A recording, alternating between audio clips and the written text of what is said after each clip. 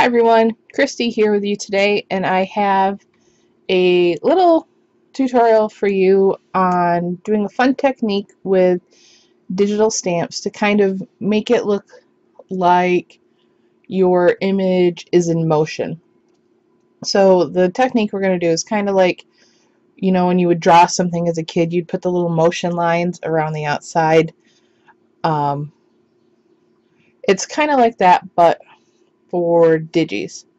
What we're going to do is we're going to use our stamp and we're going to use it in 3 different sizes in 3 different opacities to give the look of motion.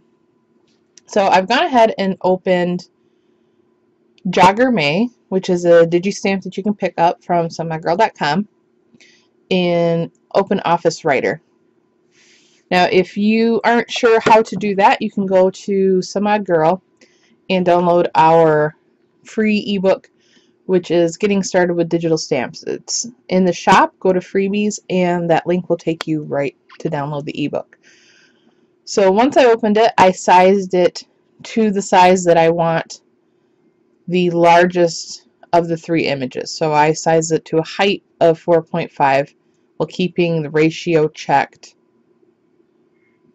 That way it doesn't, get wonky. It stays in proportion. So for this, I'm going to want 3 copies of the same image. So you can go ahead and insert the image 3 times, or you can select the image, use Control C to copy, unselect the image, and then paste, which will give you another copy. So that's what I'm going to do since it's just a little faster. Now every time you paste, it's going to put the image on top of the ones that you already have. So just bear that in mind.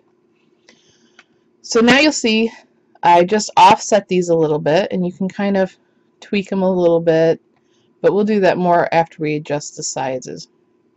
So our front one I want to keep at 100% opacity or 0% transparency. So we're going to leave this one alone, and you can see which one you have clicked on by having the green dots around the box. Now since we have the PNG open, it has no background, unlike a JPEG, so this little gray box won't show up when you print. It's just to show you where the edge of your image actually is. So I've got the top one selected. I'm going to unclick that and select the middle one. Now I'm going to resize this one to 4 inches and then kind of center her behind our top one. You can use the arrow keys a little bit or drag with the mouse. You get a finer tune image by dragging with the mouse. Now if you want her going really fast, a bigger exaggeration in size kind of gives that illusion. But if you want her a little slower, then make them a little closer together. So then on our third one, since I went down 1/2 inch with our middle, I'm going to go down another 1/2 inch and go to 3.5, and then I'll center this one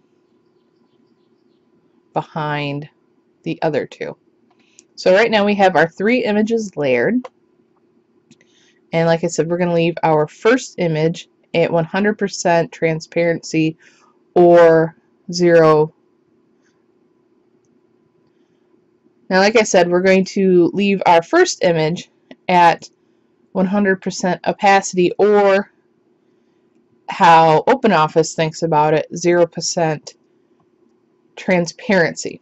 So this little control right here, which kind of either looks like you're making s'mores or is a golf ball on a golf tee. I'm not sure how they came up with that little symbol, but there it is the transparency setting. So we're going to leave the first image alone, and we're going to go to the second image, and you have to tell it how transparent you want it. If 0 is completely opaque, then you don't want to go 99% because then you'll have barely any image at all. So you can kind of play with the settings. We're going to go, let's start with 25. Nope. Let's go 45. There we go. Click off of that one and then go to our next one. And let's do this one at 75. So now you can see that we've got our first image at 100% opacity or 0% transparency at 4.5 inches tall. Our second image is 4 inches tall at 45% transparency, and our bottom image is at 3.5 inches tall with 75% transparency. So it kind of, when you look at all three together, it kind of gives you that motion look. Now there's a lot of other images and different ways that you can utilize this technique. Think about fairies flying or bike riding or any sort of thing you can imagine.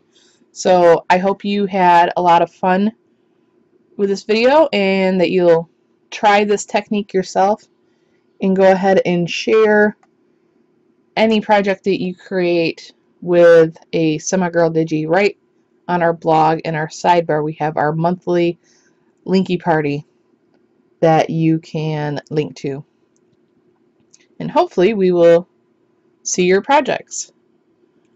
Thanks so much for watching. I'll see you next time.